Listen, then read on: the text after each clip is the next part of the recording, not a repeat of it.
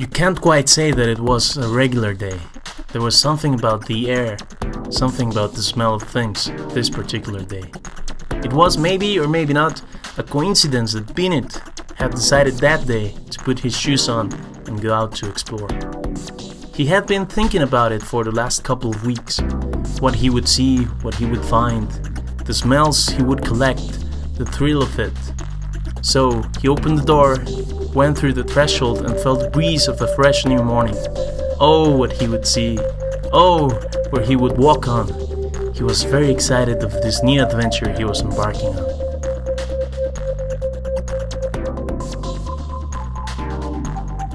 Wow, such beautiful creatures.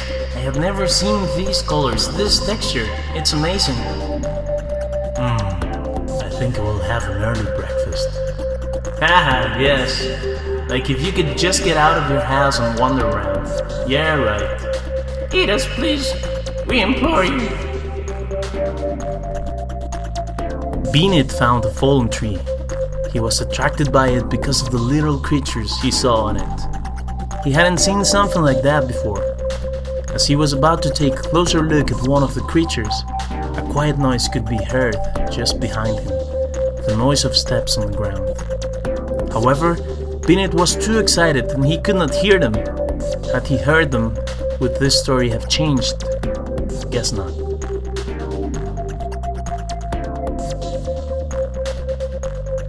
Yummy. Finally meeting properly. What? What happened? What's going on? What was going on? Suddenly, Beenit felt his waist was going upside down and up in the air. He was not able to see what or why. He was just up in the air and about to be swallowed by this monster. Where did this monster come from? Who gave him the right? Beenit was only happily wandering around in the forest. Was he thus obliged to be eaten by some beast? He kept screaming, loud, screaming for help. Was there any chance someone would help him now in this situation he was in?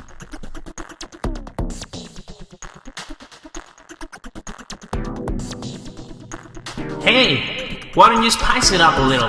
I bet it will taste wonderful with a few extra ingredients. And what are these extra ingredients you are talking about? Help me, please! I don't want to be eaten! I still have lots of flowers to smell and to taste. I'm done wandering around, I promise. Who would have thought that someone would be so kind to try to help little Beenit in this forsaken forest? But was the worm helping? Or was it just another irony of life, or one of those evils with no explanation? Who could tell? At least Beenit had now a few moments more to live.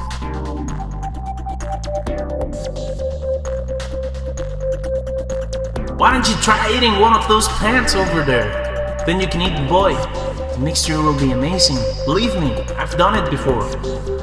Oh yeah, let's give it a try. I have all day. Give me too, I implore you. So, the extra ingredient were some plants. Plants there apparently would make an awesome mixture when combined with Beenit himself. Were the plants the perfect ingredient the beast needed to have a great breakfast? Or were there other plants that the worm had for this morning?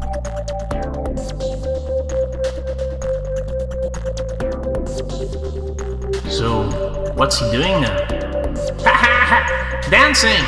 Dancing, my friend! It seems that the extra ingredients wasn't all that tasty after all. In fact, it was some kind of drug. Why had the worm told the beast to eat those plants? Was it trying to make the monster dance? Or were its fellowship and help these stranger values so strong? And, above all, what kind of dance was that? Was it appropriate for what once was such a terrifying creature?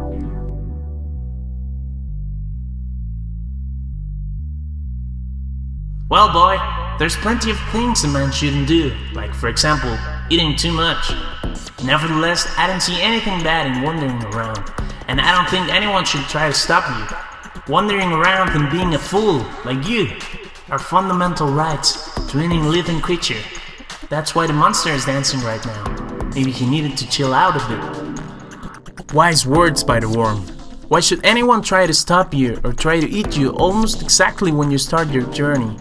Beasts, worms, and non-flying bees. Those are the characters in our lives. Who's to know when they will come and how they will come? What we can know now is that when starting a journey, it's good practice to have all the precautions ready to be safe from beasts and always have hope for a worm to come and help us out.